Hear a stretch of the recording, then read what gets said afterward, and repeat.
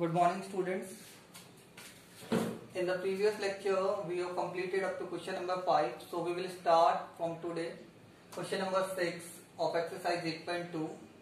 Yes, formulas I have told you that. Now we will see the question number 6. The question number 6 is, it is given that during a sale, एक cell के दौरान a shop offered a discount of 10% on the marked price of all the items. What would be a customer have to pay for a pair of jeans marked at rupees 1450 and two shirts marked at rupees 850 each. ठीक है, मैं right कर लेता हूँ एक बार. Question number 6 के अंदर जो जो डिटेल्स गिवन है, पहली चीज हमें गिवन है कि डिस्काउंट जो है 10% है. Discount is equal to 10%. ठीक है, फर्स्ट थिंग ये होगी हमारे पास जो गिवन है. दूसरी चीज हमें गिवन है mark price of jeans, mark price of pair of jeans, a pair of jeans, a pair of jeans, it is equals to rupees 1450. ध्यान रखना, पेयर ऑफ जीन्स का मतलब एक ही जीन्स है. वो एक्चुअली जैसे सीजर्स लिखते हो ना तुम, इसी तरह जीन्स के अंदर भी टू होने के कारण वो पेयर ऑफ जीन्स लिखा जाता है. एक्चुअल में जीन्स ये एक ही है. ठीक है, और थर्ड है हमारा, जैसे सीजर्स का एग्जांपल में हमने दिया होगा, शायद इंग्लिश में काम आता है, तो ये हमेशा पेयर के तौर पे लिखी जाती है जीन्स. मीन्स फाइंडिंग और स्पॉटिंग एरर के अंदर तुम क्वेश्चन कर सकते हो इससे रिलेटेड.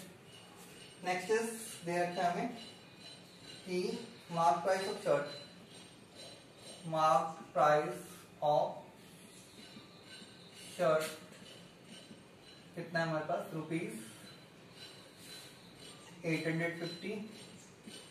और विद नंबर ऑफ शर्ट्स जो बॉट है वो कितनी है, नंबर ऑफ शर्ट्स जो बॉट है, बॉट शर्ट्स कितनी है, दिया उसने 2 लिया. ये चार चीजें हमें गिवन थी. ठीक है, और हमें फाइंड आउट करना है कि amount paid by him, amount paid by him. ठीक है, मार्क प्राइस आ गया. सेलिंग प्राइस हमें क्या करना है, फाइंड आउट करना है. ठीक है, तो वन बाय वन हम फाइंड आउट करते हैं. Selling price, selling price of jeans पहले हम फाइंड आउट कर लेते हैं. Selling price of jeans, selling price of a pair of jeans, a pair of jeans. ठीक है, वो कितना हो जाएगा बेटा, 100 minus discount percent, discount percentage हमारा कितना है 10/100. या फिर तुम डायरेक्ट भी कर सकते हो, या फिर चाहो तो कितना हो जाएगा, इस तरीके से करके बताता हूँ मैं आपको. 90 मल्टीप्लाई बाय कितना, ये रुपीज 1450, कितना हो जाएगा ये 90/100 multiply by rupees 1450 which is equals to 0 will be cancelled out. ठीक है, 9 से मल्टीप्लाई करेंगे, 9 5 जा 45, 5 1 is 4 is carry and 9 4 is 36 plus 4 40. ठीक है, 4 is carry and 9 is 9 plus 4 13, 1305. ठीक है, now after that we can find out the number of shirts. So selling price of a shirt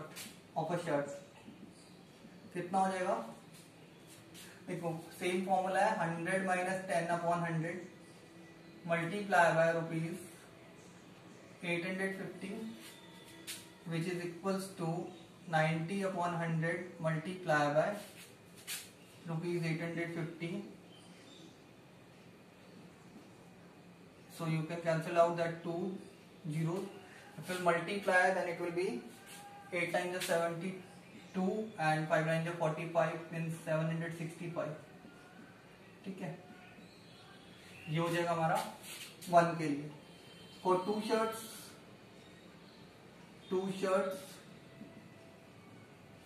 selling price ये कितना हो जाएगा, 2 मल्टीप्लाई बाय 1 के लिए कितना था 765, मल्टीप्लाई कर देंगे इसे 2 से तो कितना हो जाएगा 5 2 से 10 0 76 6 2 से 12 and 1 13 3 1 is carry 7 2 से 14 15 रुपीज 1530.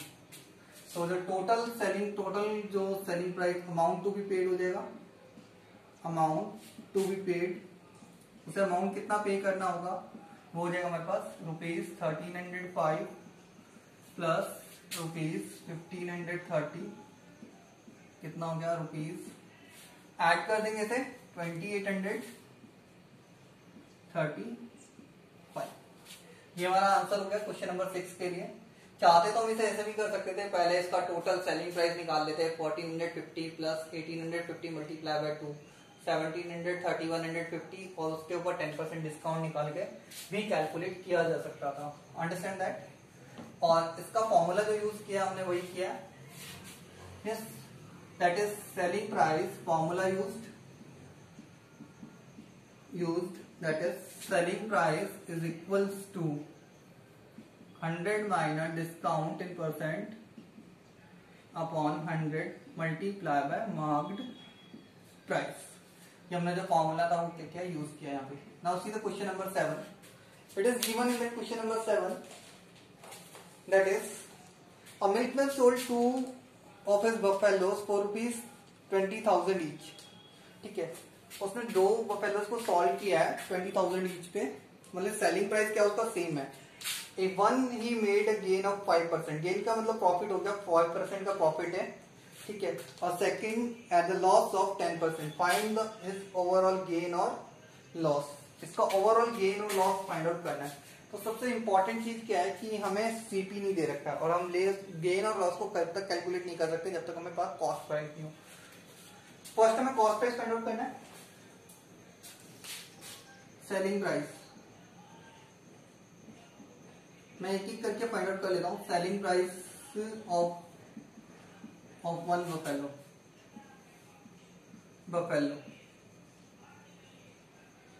ठीक है, वो मुझे रखा 20,000। कितना है? 20,000 रुपीज, 20,000। लॉस कितना दे, गेन दे रखा है, मतलब प्रॉफिट फाइंड आउट कर लेते हैं। प्रॉफिट कितना दे रखा है हमें, प्रॉफिट ऑन इट कितना है, 5%। कितना है, 5%। हमें फाइंड आउट क्या करना है, कॉस्ट प्राइस फाइंड आउट करना है। क्या फाइंड आउट करना है, कॉस्ट प्राइस। तो कॉस्ट प्राइस क्या हो जाएगा, प्राइस कितना हो जाएगा इसका, I told that formula use में यही राइट कर देता हूं। Formula used that is CP is equals to 100 upon 100 plus profit percentage multiply bye SP। ठीक है, ये कितना हो जाएगा, 100 अपॉन 100 प्लस 5 मल्टीप्लाई बाय ₹20,000। तो ये कितना हो जाएगा हमारे पास, ₹100 अपॉन 105 मल्टीप्लाई बाय ₹20,000। ठीक है, चाहो तो कैंसिल कर सकते हैं, यहाँ पे जाओ तो कैंसिल कर सकते हो, अदरवाइज लीव इट। कैंसिल करोगे तो कितना हो जाएगा बेटा, 20, ये कितना हो गया 21, और ये कितना हो जाएगा हमारे पास ₹4,05,121। ठीक है, ये हो गया हमारा आंसर। इसके बाद बात करते हैं दूसरे वाले पे क्या हुआ है। On second here loss of 10%, selling price of second one, price of second buffalo. Second buffalo का सेलिंग प्राइस कितना है हमारे पास, ₹20,000 दिया। इसमें क्या हुआ है, लॉस ऑफ 10%, लॉस ऑफ 10% हुआ। ठीक है, अब देखो लॉस ऑफ कितना हुआ, 10%। ठीक है, अब लॉस कितना हो गया इसके अंदर, इसके बाद निकालेंगे क्या, loss of 10%, loss of 10%।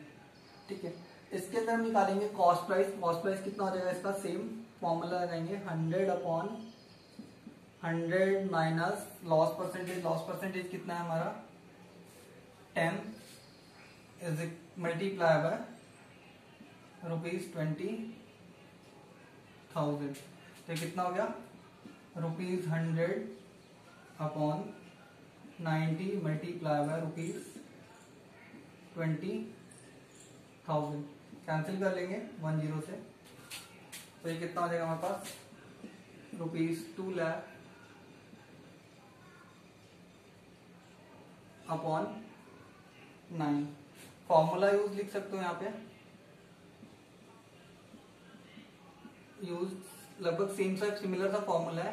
Cost price is equals to 100 upon 100 minus loss percentage multiply by SP selling price. अब देखो ये हमारे पास ये आ गया। अब देखो नेट कॉस्ट प्राइस कितना हो गया, ओवरऑल कॉस्ट प्राइस कितना हो गया हमारे पास, इन दोनों को मैच कर देंगे। ₹4 lakh upon 21 plus ₹2 lakh upon 9। ठीक है, now take the LCM of 9 and 21 will be 9 and 21 का एलसीएम कितना हो जाएगा हमारे पास, 9 3 27, sorry 21 3 63 and it becomes ₹12 lakh plus ₹9 7 14 lakh।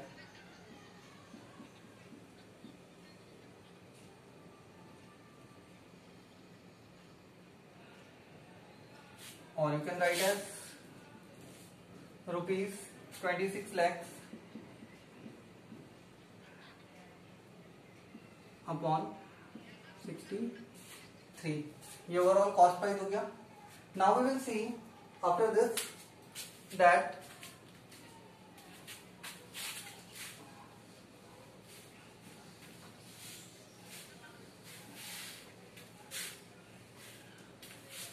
in this case the loss is there because it is less than the 40,000. Let's see that overall selling price, overall selling price is equals to ₹20,000 plus ₹20,000 which is equals to ₹40,000. Question number 7 we are continuing. ठीक है, now see that overall CP is that given and we know that one what is that selling price is given. So what we are having here the loss, so it means overall loss will be, overall loss is equals to CP. Overall CP is that ₹26 lakhs upon 63 minus ₹40,000. Clear about it? Which is equals to, take the LCM 63 and it is equals to that ₹26 lakh minus, if you will multiply 63 into 4 that is equals to 252, yes, and that is 25 like 2,000, now 20,000. After that you will see one more zero will be there. If you will subtract, then what you are getting that ₹80,000 upon 63. That is overall loss. Now we have to find out loss percentage. Overall loss in percent कितना हो जाएगा? That is equals to ₹80,000 upon 63 upon rupees, that is here the cost price is ₹26 lakh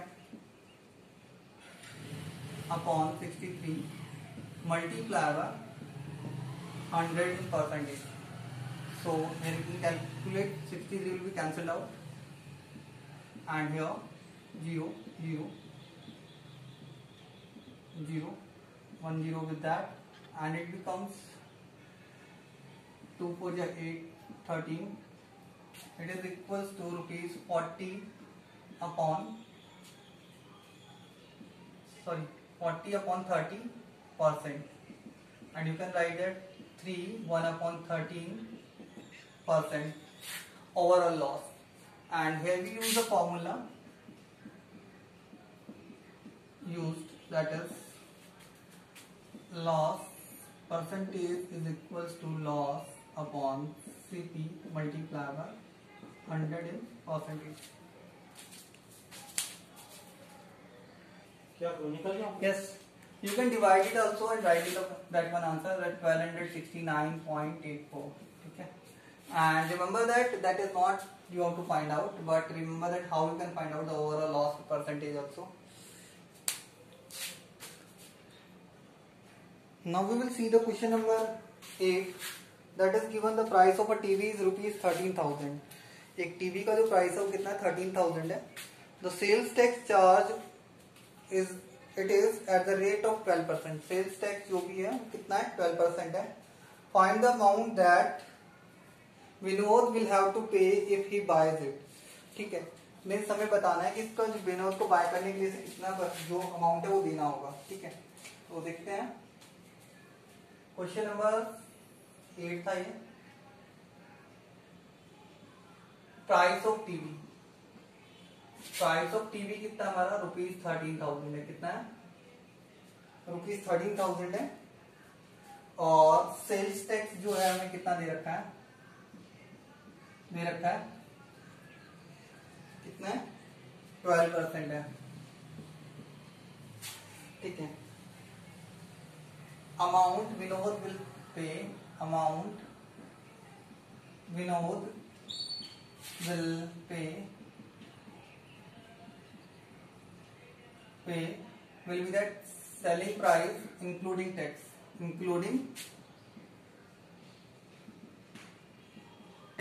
means selling price जो है वो including tax हो जाएगा. और वो कितना आ जाएगा हमारे पास. मैं तो फॉर्मूला लिखता हूँ पहले. फॉर्मूला यूज जो भी हमने फॉर्मूला यूज करने वाले हैं वो कौन सा है. देखिए यहाँ पे जो सेलिंग प्राइस इंक्लूडिंग टैक्स होगा, सेलिंग प्राइस इंक्लूडिंग टैक्स वो हो जाएगा कितना 100 plus tax percentage upon 100 multiply by selling price without tax. Selling price बता सकते हैं कुछ भी. सेलिंग प्राइस विदाउट टैक्स ठीक है. अब देखो अमाउंट कितना पे करना पड़ेगा उसे. 100 प्लस टैक्स परसेंटेज कितना 12 upon 100 multiply by rupees 13,000 which is equals to 112 upon 100 multiplied by rupees 13,000. That is 0 will be cancelled out. If we multiply them, then it is equals to that. Multiply that. 13 1 2 are 26, 6 and 2 is carry, and 13 1 are 13 plus 2 15. 1 is carry. 13 1 are 13 plus 1 14. Rupees 14,560 he has to pay to purchase the TV. Clear about it? Now see the question number 9. 9 says that Arun bought a pair of skates at a sale where a discount was given 20%. ठीक है, उसने एक skate खरीदे, pair of skates खरीदे, जिसकी जो क्योंकि skates भी 2 पेयर में मिलते हैं तो इसलिए पेयर ऑफ स्केट्स लिखा हुआ है. ठीक है, और where the discount was given that is 20% and amount he pays that is rupees 1600. Clear about it? Means that is things are given, that is discount is given is equals to 20% and first thing, and that second thing is given, that is selling price which is equals to rupees 1600. हमें क्या find out करना है, mark price find out करना है. क्या find out करना है, mark price. Mark price जो होता है वो किसके इक्वल होता है? 100 upon 100 minus discount in percentage multiply by selling price. ठीक है, जिसपे वो एक्चुअल में बेचा गया उसके इक्वल होता है। Is it clear?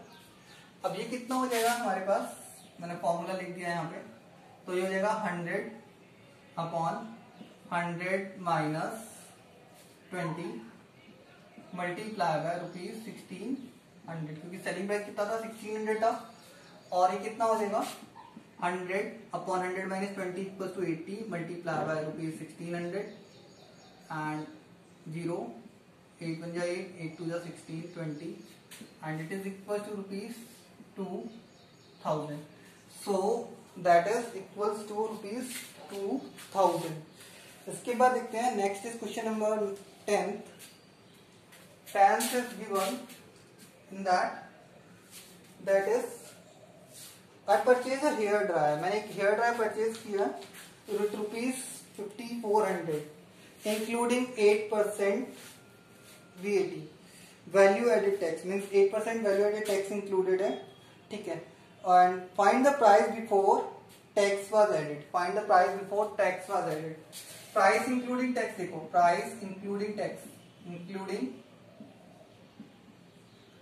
टैक्स कितना है हमारे पास?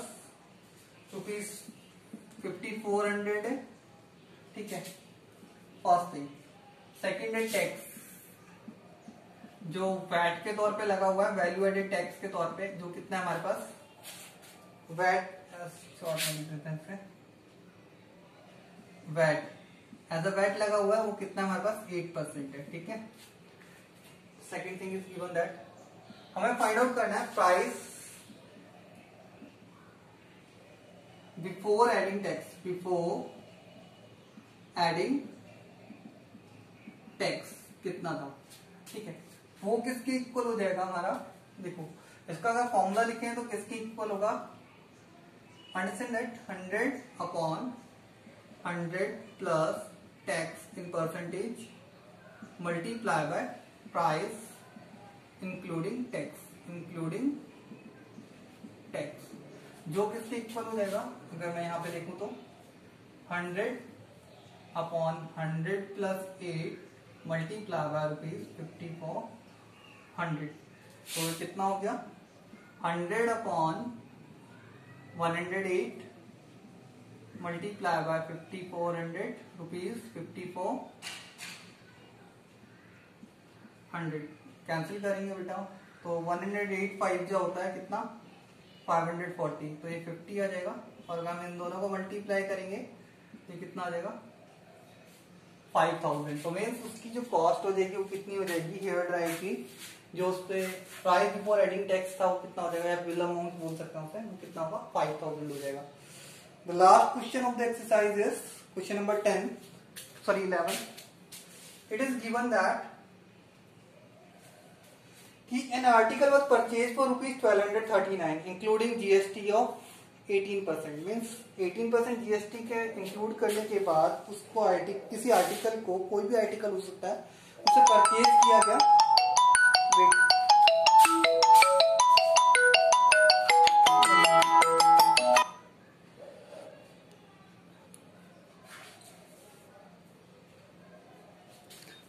आर्टिकल है उसे परचेज किया गया 1239 पे, मीन्स यहां पर मैं दे रखा है price including tax, price including tax, including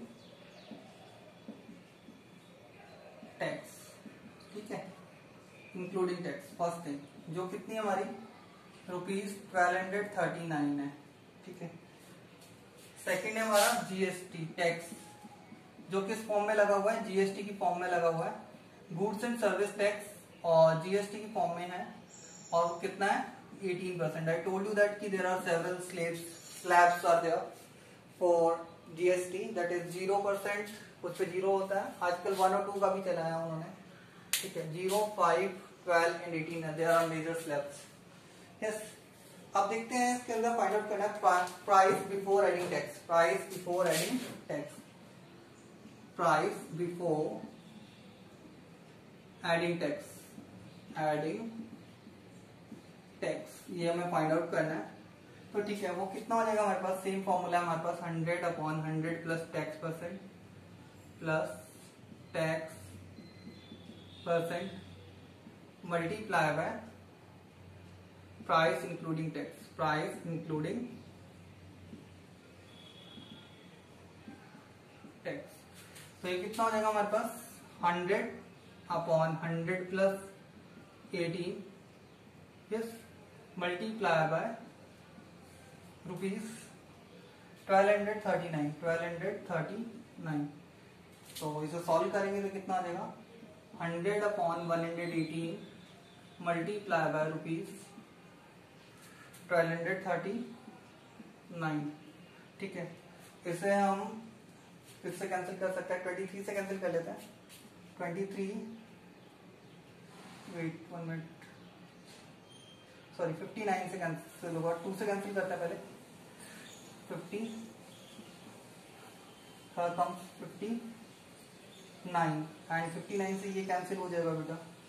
yes 59 2 जो that is equal to 118 and 59 बन गया 59 एंड 21 को 5 से मल्टीप्लाई करेंगे तो कितना देगा हमारा 1050।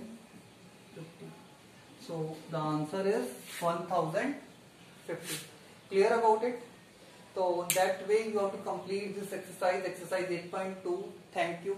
Have a good day.